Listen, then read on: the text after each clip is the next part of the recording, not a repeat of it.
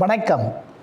செந்தமிழே தேனே நறுந்தேனே, செயலினை மூச்சினை உனக்கு அளித்தேனே, நைந்தா எனில் நைந்து போகும் என் வாழ்வு, நன்னிலை உனக்கு நீ எனக்கும் தானே என அன்னை தமிழை வேண்டி இன்றைய தன்முனைப்பு உரையினை உங்கள் முன் நான் பேச வந்திருக்கின்றேன். அதாவது எந்த நாடும் எந்த மனிதனும் 100% மிகச்சரியாக இருப்பதில்லை. மிகச்சரியாக அனைத்தும் 100% கொண்ட நாடு உலகத்தில் எதுவும் கிடையாது. அதே போன்று மனிதனில் 100% எல்லாம் பர்ஃபெக்டாக இருக்கிற எந்த மனிதனும் கிடையாது. 100% எல்லாம் நிறைந்த ஒரே ஒருவன் நம்மை படைத்த இறைவன் மட்டும்தான். ஆக இந்த வாழ்க்கையில் நாம் வாழும் நாட்டிலே தடங்கல்கள் எல்லாம் இருக்கும். இதை கடந்து யார் ஒருவர் வீறு கொண்டு செல்கிறார்களோ அவர்கள் மட்டுமே வெற்றியின் உச்சத்தை தொடுகிறார்கள். ஆனால் எப்போதுமே மனிதன் தன்னால் முடியாதது என்று சொல்வதில்லை. அதற்கு நாட்டின் மீதும் மற்றவர்கள் மீதும் சூழ்நிலையின் மீதும் சந்தர்ப்பத்தின் மீதும் வாய்ப்பு கிடைக்கவில்லை என்றும் இப்படியாக காரணம் சொல்பவர்களாகத்தான் இருக்கிறார்கள். எப்போதுமே ஒன்றை நான் சொல்கின்றேன், காரணம் சொல்பவர்கள் காரியம் ஆற்றுவதில்லை, காரியம் ஆற்றுபவர்கள் காரணம் சொல்வதில்லை. என்னால் இது முடியாது, என்னாலலாம் சாதிக்க முடியுமா, நான்லாம் சாதனையாளர் ஆக முடியுமா, அதுக்கெல்லாம் கொடுப்பனை வேணுங்க, அதுக்கெல்லாம் அதிர்ஷ்டம் வேணுங்க, இப்படி முடியாது, இயலாது, சாதனை செய்ய முடியாது, வரலாற்றில் இடம் பெற முடியாது என்று சொல்பவர்கள் இவர்களிடம் எதிர்மறை சிந்தனைத்தான் இருக்கிறது. நேர்மறை சிந்தனையாளர்கள் அப்படி சொல்வதில்லை. என்னால் முடியும், செய்வேன், சாதனை படைப்பேன், சரித்திரம் படைப்பேன் என்று திண்ணமாக, உறுதியாக, தெளிவாக தனது லட்சியத்தில் கவனம் செலுத்துகிறார்கள். இங்கே முடியாது என்று சொல்லக்கூடிய அந்த காலகட்டத்தில் யாரோ ஒருவர் நீ செய்ய முடியாத காரியங்களை செய்து கொண்டு தான் இருக்கின்றார். ஆக முடியாது என்பதெல்லாம் ஒரு சாக்குப்போக்குத்தான். அதாவதுங்க, நீங்கள் பாருங்கள், மனப்பான்மை சரியாக இருந்தால் எல்லாம் சரியாக இருக்கும். மனப்பான்மை என்ற அந்த ஆட்டிடியூட், ஏனாக்கா 1, டீனா 2. நான் ஜோசியம் சொல்ல வரல. அதாவது இந்த ஆட்டிடியூட்ன்ற ஆங்கில சொல்லுக்கு அதுக்கு ஒரு வலிமை, அதற்கு ஒரு ஸ்தான மதிப்பு, அந்த எழுத்துக்கு ஒரு மதிப்பு இருக்கிறது. அதுபோல் அந்த எழுத்தை நீங்கள் கூட்டினால் ஆட்டிடியூட்ன்றதுக்கு 100 என்று பொருள். ஆக மனப்பான்மை யாருக்கு 100% இருக்கிறதோ, சரியாக இருக்கிறதோ, அவர்கள் வெற்றி பெறுவது சத்தியம். அது இறைவனின் தீர்ப்பு, அதை யாரும் மறுக்க முடியாது. நீங்கள் வெற்றி பெற்ற பலரும் பாருங்களேன், அவங்க நல்ல பாசிட்டிவ் மனப்பான்மை, பாசிட்டிவ் எனர்ஜியோடு இருக்கிறாங்க. வெற்றி தோல்வியெல்லாம் நாம் நினைக்கும் அந்த மனப்பான்மையை முதலாக வைத்துத்தான் தீர்மானிக்கப்படுகிறது. பாருங்கள், ஆப்ரிக்கன் லிங்கன் வரலாற்றில் மறக்க முடியாத ஒரு பெயர். வறுமை, ஏழ்மை, துன்பம், துயரம் அனைத்தையும் தாங்கி பிடித்தவர். தன்னுடைய இளமையில் எத்தனையோ முறை அவர் உணவுக்கு கூட வழி இல்லாமல் இருந்திருக்கின்றார். அவங்க அப்பா ஒரு செருப்பு தைக்கும் தொழிலாளி. ஆனாலும் அதை காரணம் காட்டிக்கொண்டு அவர் வாழாய் இருந்து விடவில்லை. தன்னுடைய முழு கவனத்தை கல்வியில் செலுத்தினார். தனது மனித நேயத்தோடு மக்களின் மனதில் இடம்பெற்று அமெரிக்காவின் அதிபராக வந்துவிட்டார். ஒரு முறை அவர் செனட் சபையில் பேசுகிறாரு. அப்படி பேசும் பொழுது எதிர்க்கட்சி தலைவர் ஒருவர் எழுந்து அப்படி காலை தட்டுறாரு. 2-3 முறை தட்டிக்கிட்டே இருக்காரு. ஆப்ரிக்கன் லிங்கன் சொல்கிறாரு, காதில் விழுவுது, சொல்லுங்க அப்படின்னாரு. அப்போ அந்த எதிர்க்கட்சி தலைவர் சொல்கிறாரு, மிஸ்டர் லிங்கன், நீங்கள் என்ன பெரிய ஜனாதிபதியா? நான் போட்டிருக்கேன் செருப்பு, இது உங்கள் அப்பா தைச்சி கொடுத்த செருப்பு அப்படின்னு சொன்ன உடனே அந்த செனட் சபையில் உள்ள அனைவரும் கொல்லென சிரிக்கிறார்கள். பாருங்கள், அவர் அமெரிக்காவின் அதிபர். அதிகாரம், பதவி, ஆள்பலம் எல்லாமே வச்சிருக்கிறாரு, சூப்பர் பவர். இந்த நிலையில் நீங்களோ நானோ இருந்தால் கூட உடனடியாக அவருக்கு குறைந்தபட்சம் அவரை வெளிநடப்பு செய்யவாவது செய்வோம். காரணம், அதிபரையே நீ அமெரிக்க ஜனாதிபதியை நீ கேவலமாக பேசிவிட்டாய் என்று. ஏன்னா அது அந்த பதவி என்பது அமெரிக்க மக்களுக்கான மிகப்பெரிய அங்கீகாரம். ஆனால் அவர் அதையெல்லாம் செய்யலை. சொன்னார், உண்மைதான், என் அப்பா செருப்பு தைக்கும் தொழிலாளி தான், நான் செருப்பு தைக்கும் தொழிலாளியின் மகன் தான். பாருங்கள், எங்கள் அப்பா இறந்து எத்தனை வருஷம் ஆயிடுச்சு பார்த்தீங்களா?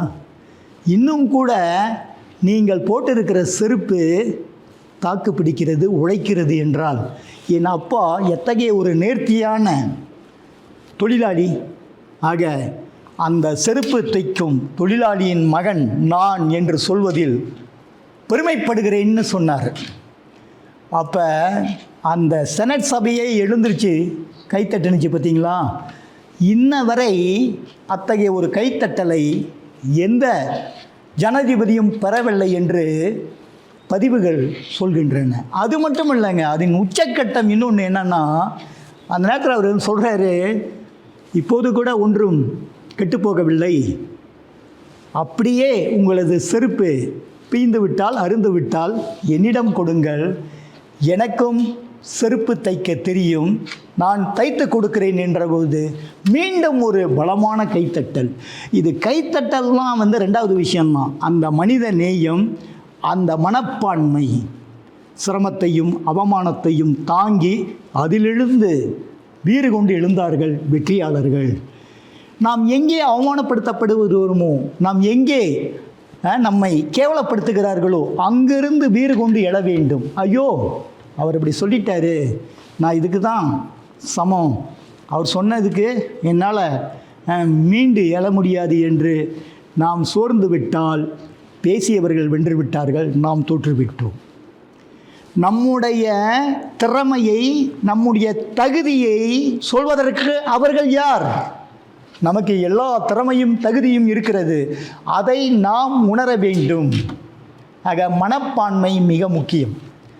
attitude is everything. அதைத்தான் நான் என்னுடைய தன்முனைப்பு பேச்சில் ஆணித்தரமாக வலியுறுத்துகிறேன்.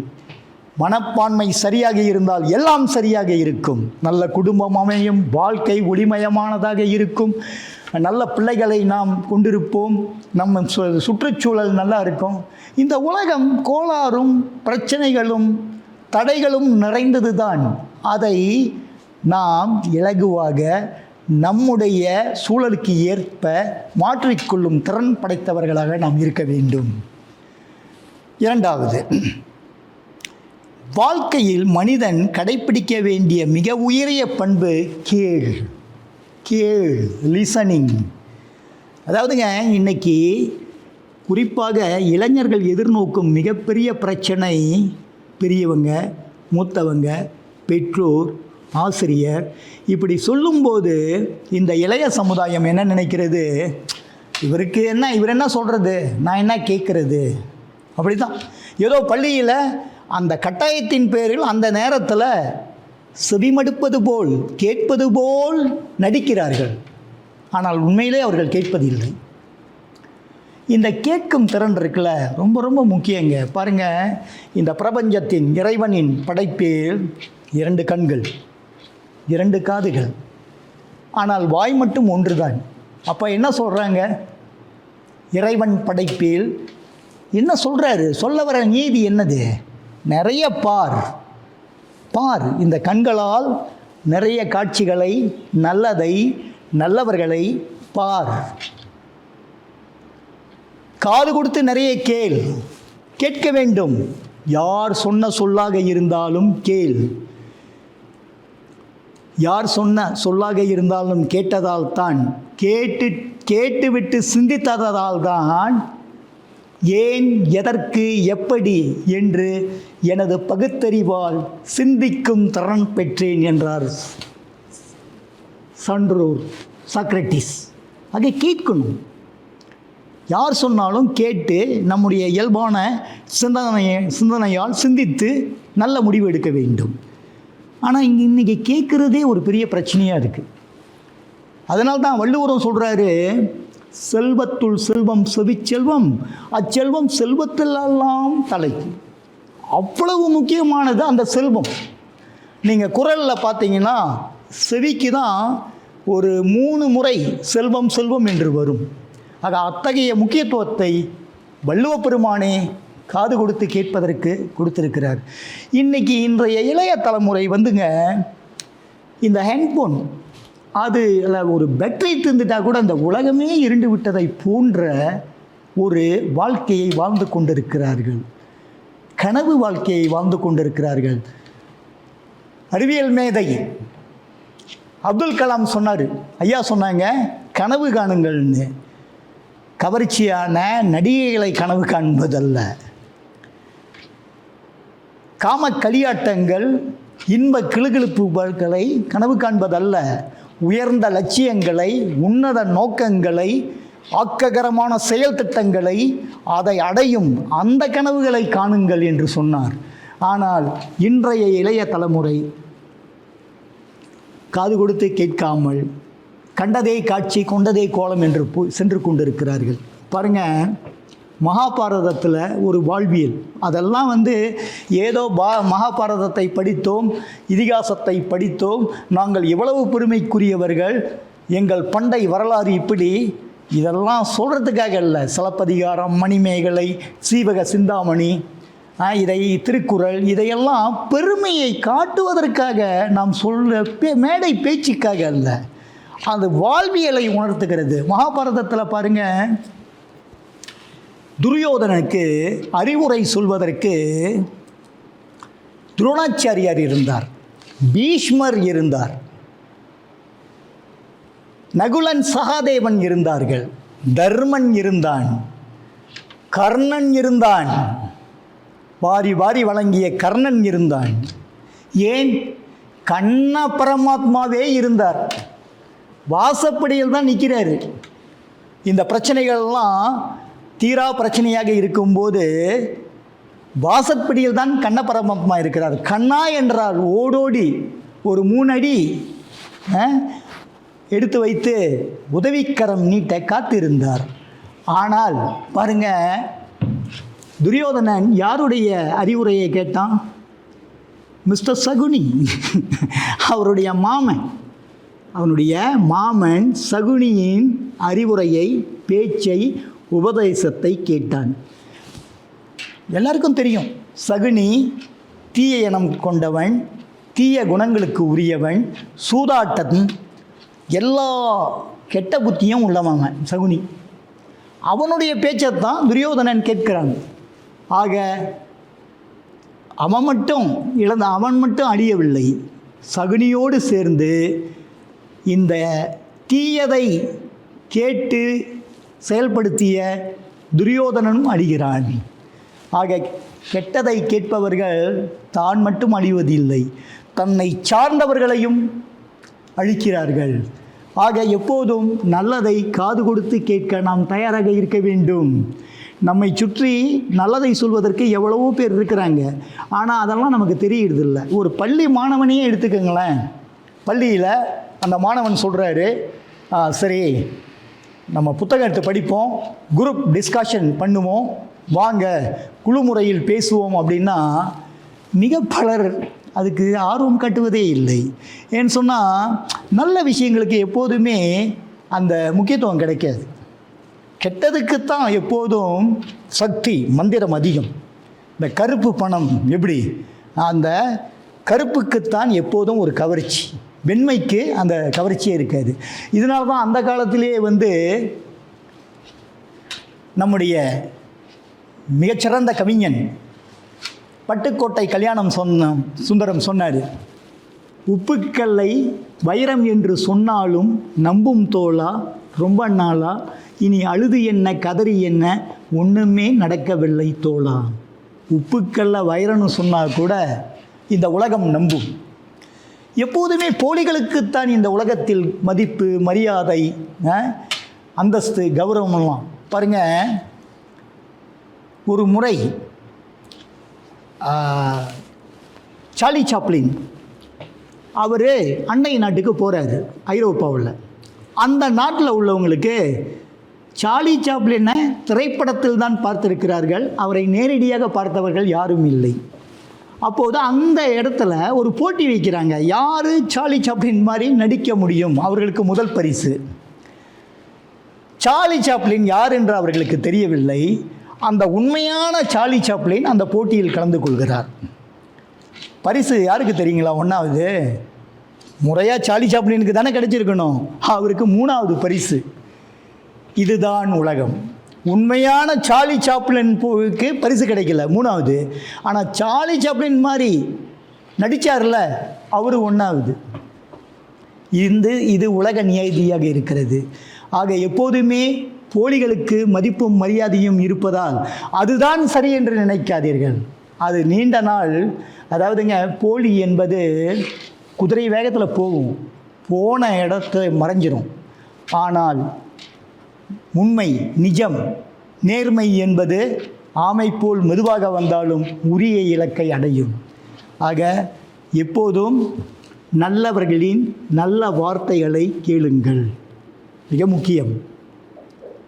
பிறகு நான் வாழ்வியல் பண்பில் மிக அடித்தளமாக சொல்வது 3வது நிலையாக பேச்சு, கம்யூனிகேஷன், ஓரல் ஸ்பீக்கிங். அது ரொம்ப முக்கியம். பேச்சு வந்துங்க பாருங்கள், ஒருத்தரை பார்த்து வாடா என்று சொல்வதற்கும் வாங்க என்று சொல்வதற்கும் மிகப்பெரிய வித்தியாசம். வகுப்பறையில் கூட ஒரு ஆசிரியர் ஒரு மாணவனை பார்த்து வாடான்னு கூப்பிட்டாக்கா அவன் முகம் ரொம்ப சுண்டி போயிடும். வாங்க அப்படின்னு கூப்பிட்டிங்கன்னா ஒரு பெருமிதத்தோடு, ஒரு நம்பிக்கையோடு அப்படி தலை நிமிர்ந்து வருவாங்க. ஆக சொல் மிக முக்கியம்.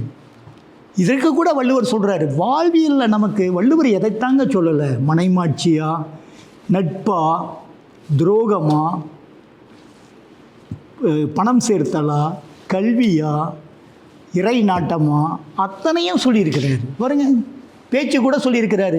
இனிய உளவாக இன்னாத கூறல் கனியிருப்ப காய் கவர்ந்தற்று. நல்ல பழங்கள், சுவையான கனிகள் இருக்கும்போது யாராவது காய்களை சாப்பிட்டு எச்சை துப்பிக்கிட்டு தோற்போடு இருப்பாங்களா? ஆக நல்ல வார்த்தைகளை பேச வேண்டும். பேச்சு மிகப்பெரிய ஆயுதம். அதாவது பேனாமுனையும் எழுத்தும் செய்ய முடியாத, அதாவது மன்னனுடைய அதிகாரமும் செய்ய முடியாத எத்தனையோ விஷயங்களை பேச்சு சாதித்திருக்கிறது. அதனால தான் சொன்னாங்க பேச்சு மிகப்பெரிய ஒரு ஆயுதம் என்று. 2ஆம் உலகப் போர், பிரிட்டன் மிக கடுமையான வீழ்ச்சியை நோக்கி போய்கொண்டிருக்கிறது. அவருடைய படைகளை இழந்தார்கள். மக்கள் உணவு பண்டங்களுக்கு அலைகிறார்கள். பண வீழ்ச்சி, பொருளாதாரம் மிக மோசமான படு வீழ்ச்சியில் இருக்கிறது. மக்கள் அமைதியின்றி தங்களது வாழ்வாதாரத்துக்கு வழியின்றி இருக்கிறார்கள். அந்த நேரத்தில் பிரிட்டிஷ் பிரதமராக வின்சன் சர்ச்சில் பதவியேற்கிறார். யாருக்குமே அதில் ஒரு நாட்டம் இல்லை. சாப்பிட்றதுக்கே வழி இல்லை, யார் அதிபராக வந்தால், யார் பிரதமராக வந்தால் என்னான்னு இருக்கிறாங்க. அப்போது தொலைக்காட்சி நிறுவனம், இப்போ என்னுடைய பேச்சை ஒளிபரப்பு செய்து கொண்டிருக்கின்றார்களே, அது போன்ற ஒரு உன்னத நோக்கத்தோடு தொலைக்காட்சியில் அவரது உரையை நேரடி ஒளிபரப்பு செய்கிறார்கள். அந்த சமயத்தில் வின்சன் சர்ச்சில் சொல்கிறார், என் அருமை நண்பர்களே, உங்களுக்கு நம்பிக்கை, விவேகம், வீரம் என்பதை எனது இரத்த துளிகளாக உங்களுக்கு பிழிந்து கொடுக்கின்றேன். இதை தவிர என்னால் வேறு எதையும் கொடுக்க முடியாது. துணிந்து எழுச்சி கொள்ளுங்கள், வீறு கொள்ளுங்கள். பிரிட்டன் நம்முடையது, இந்த உலகம் நம்முடையது என்று ஒரு எழுச்சி குரல் எழுப்பினான். பார்த்தீங்களா? அந்த பேச்சை கேட்டு பல லட்சக்கணக்கான இராணுவம், பொதுமக்கள் திரண்டு எழுந்தார்கள், வீறு கொண்டு எழுந்தார்கள். பிரிட்டிஷ் 2ஆம் உலகப் போரில் மிகச்சிறந்த வெற்றியை அடைந்தது என்பது வரலாற்று பதிவு. ஆக பேச்சு என்பது மிகப்பெரிய ஆயுதம். அந்த ஆயுதத்தை நாம் மிகச்சரியாக உபயோகப்படுத்த வேண்டும். என் இனிய உள்ளங்களே, நான் சொல்கிறேன், இது நான் மிகைப்படுத்தி சொல்லவில்லை. என்னுடைய தந்தையார் படிப்பறிவு இல்லாதவர் தான், கை நாட்டு தான். அதையும் நான் பெருமையோடு சொல்லுவேன். அத்தகைய ஒரு சூழலிலிருந்து வந்தவன் என்ற பெருமிதத்தோடு. ஆனால் என் தந்தையார் யாரையுமே, என் குடும்பத்திலும் சரி அண்டை அயலாரையும் சரி, எந்த பிள்ளைகளையும் வாடா என்று சொன்னதே இல்லை. வாங்கன்னு தான் பேசுவார். அதனால்தான் நானும் ஆரம்ப பள்ளியிலும் இடைநிலை பள்ளியிலும் கல்வி அமைச்சிலும் பணியாற்றும் போது, இப்போதும் நண்பர்களோடு பேசும்போதும் உரையாடும் போதும் எந்த சின்ன பிள்ளைகளை பார்த்தாலும் வாடா என்று என் வாய் உச்சரிக்க. இது என் தந்தையார் கற்றுக் கொடுத்த பாடம். ஆக எப்போதுமே நல்ல வார்த்தைகளை உச்சரிக்க நாம் தயாராக இருக்க வேண்டும். நமக்கு என்னங்க சொல்லா பஞ்சம். சர்வசாதாரணமாக நம்முடைய இளைஞர்கள் சொல்கிறாங்க, டே நாயாவா, என்ன கூவுற, என்ன அறுக்கிற, என்னடா கொட்டுற. தமிழில் பேசுவதற்கு எத்தனை சொற்கள் இருக்கிறது. நமக்கா பஞ்சம்? உலகத்துக்கே மொழிக்கு மிகப்பெரிய அதிபதி நாம். கலை சொற்கள் அவ்வளவு இருக்குது நம்ம மொழியில். பேசினான், இயம்பினான், செப்பினான், மொழிந்தான், நயின்றான், இப்படியாக இவ்வளவு சொற்கள் இருக்கும் பொழுது நம்ம நாய பேய இப்படியெல்லாம் பேசும் பொழுது நம்முடைய குணங்களும் நம்முடைய பேச்சுக்கு ஏற்பதான் நம்முடைய குணங்கள் அமையும். நாமும் அப்படித்தான் இருப்போம். ஆக நான் சர்வசாதாரணமாக ஒரு மாணவனுடைய வீட்டுக்கு போயிட்டு, அம்மா சுரேஷ் எங்க, விமலன் எங்க, நம்முடைய மாணவர்களுடைய பேரை சொல்லி, சரிங்களா, கீர்த்தி எங்கன்னு கேட்டால், இது ஒரு உதாரணத்துக்காக தான் சொல்கிறேன். அந்த பெயரில் உள்ளவர்கள் என்ன இப்படி சொல்லிட்டாருன்னு நினைக்காதீங்க. என் மகனோட பேரை கூட நான் சொல்லியிருக்கிறேன். அது இங்கே தான் இருந்துச்சு, இப்போ தான் போணுச்சு. ஏங்க அது என்ன 4 கால் ஜீவனா? போணுச்சு, வந்துச்சு, மேய்ஞ்சிச்சு, தின்னுச்சு, இதெல்லாம் வார்த்தைகளாக எவ்வளோ அழகானது. இது இப்போ தான் வெளியே போயிருக்கிறாரு, விளையாடிக்கிட்டு இருக்கிறாரு, சாப்பிட்றாரு, குளிக்கிறாரு. இப்படியான வார்த்தைகளை நாம் சொல்ல பயன்படுத்த நம்முடைய வாழ்க்கையில் கற்றுக்கொள்ள வேண்டும். அடுத்து மனித கூறுகளில் மிக முக்கியமானதாக நான் நினைப்பது நேர மேலாண்மை, நேர நிர்வாகம். இன்றைக்கி சாதாரணமாக ஒரு பள்ளி மாணவனை, ஏன் வீட்டு பாடம் செய்யலை, நேரம் இல்லை சார். ஏன் விளையாட்டுக்கு பயிற்சிக்கு வரல, நேரம் இல்லை சார். எல்லாம் சாக்கு போக்கு. வீட்டில் ஒரு குடும்ப மனைவி கிட்ட கேளுங்க, ஏம்மா 4 பத்திரிகையை படித்தாக்கா பொது அறிவை வளர்த்துக்கலாமா, வேறு வேலை இல்லை உங்களுக்கு, அங்கே அலுவலகத்துக்கு போயிட்டு அங்கே நான் அந்த முதலாளிக்கிட்ட எல்லா திட்டம் வாங்கிக்கிட்டு வந்து உங்களுக்கு வாய்க்கு ருசியாக சமைச்சு போட்டுட்டு இவ்வளவும் செஞ்சுட்டு ஏன் படிக்கலைன்னு, பத்திரிக்கை படிக்கலைன்னு கேட்குறீங்க. அதுக்கு எனக்கு நேரமாக இருக்குன்றாங்க. ஒரு ஆரோக்கியசாமி, ஏங்க மருத்துவர் சொல்கிறாரு, இப்படி இருமிக்கிட்டு இருக்கிறீங்க, நடக்க கஷ்டப்படுறீங்க, தினம் நடைப்பயிற்சியை மேற்கொள்ளுங்க. அவர் சொல்கிறாரு, எங்கே சார் இருக்கு நேரம் நடைப்பயிற்சிக்கெல்லாம். இப்படி ஒவ்வொன்றுக்கும் ஒரு சாக்கு போக்கு. ஏன் உடற்பயிற்சி செய்யலை, அதற்கு ஒரு காரணம். ஏன் படிக்கலை, பத்திரிகை படிக்கிறது இல்லை, புத்தகம் படிக்கிறது இல்லை, அதுக்கு ஒரு சாக்கு போக்கு. ஏன் பள்ளியின் வீட்டு பாடம் செய்கிறதில்ல. மனிதர்கள் சாக்கு போக்கு சொல்லிக்கொண்டே தான் இருக்கிறார்கள். ஆனால் இதையெல்லாம் யாரோ ஒருவர் நாம் செய்யாததை மற்றவர்கள் செய்து கொண்டிருக்கிறார்களே. உங்களுக்கு தெரியுங்களா, உலகத்தில் ரொம்ப பிஸியாக இருக்கிறவங்க தான் இதெல்லாம் ரொம்ப பர்ஃபெக்டாக செய்வாங்க. ரொம்ப ஓய்வு இருக்கிறவங்க இதுக்கான காரணங்களை சொல்லிக்கொண்டே இருக்க வேண்டியது தான். ஒரு நாளைக்கு $86,400 நம்முடைய பர்ஸில் வச்சு இறைவன் கொடுத்துருக்கிறாருங்க. $86,400 ஒரு நாளைக்கு. நினச்சி பாருங்கள், என்ன செய்யலாம்? சாப்பிடலாம், வீடு கட்டலாம், கல்வி கற்கலாம், முதலீடு செய்யலாம், எவ்வளவோ விஷயங்களை செய்யலாம். ஆனால் அதையெல்லாம் நம்ம செய்கிறதில்லை. ஏனோ தானோ வேணும் செலவு பண்ணிச்சா ஏமாளியாகவும் நடுத்தெருவில் தான் நிற்கணும். இப்போ நான் $86,400 எங்கடா கடவுள் கொடுக்குறாருன்னு நீங்கள் கேட்குறீங்க என்கிட்ட. எனக்கும் தெரியுது உங்களது பார்வையிலிருந்து. $86,400 என்று நான் சொல்வது ஒரு நாளைக்கு 86,400 வினாடிகள். இவ்வளவு நேரத்தை நமக்கு கொடுத்திருக்கின்றாரே. நேரம் என்பது பலரை கேட்டால் சொல்கிறார்கள் பொன்னானது, வைரமானது, வைடூரியமானது. நேரம் பொன்னானதாங்க. பொன்னையும் பொருளையும் வைடூரியத்தையும் வாங்கிடலாம். ஆனால் நேரத்தை வாங்க முடியுமா? நேரத்தை வாங்க முடியுமா? இந்த நாள் இப்போ பேசிக்கிட்டு இருக்கேன்னா இந்த நிமிடம் நாளை வருமா? வரும். நாளை வேறொரு தேதியில் வேறொரு கிழமையில் வரும். ஆக நேரம் என்பது உயிரை போன்றது. தமிழர்கள் ஐயோ என்ன அழகான வார்த்தை பாருங்க. காலமாகிவிட்டார், காலத்தை நேரத்தை தவற விட்டு விட்டார். ஆக நேரம் என்பது உயிரை போன்றது. எல்லாருக்கும் 24 மணி நேரம் தான். சுந்தர் பிச்சையில் இருந்து சாதாரண பிச்சைக்காரன் வரை எல்லாருக்கும் 24 மணி நேரம் தான். ஆனால் அந்த 24 மணி நேரத்தை மிகச்சரியாக திட்டமிட்டு மேலாண்மை செய்பவர்கள் வெற்றி பெறுகிறார்கள்.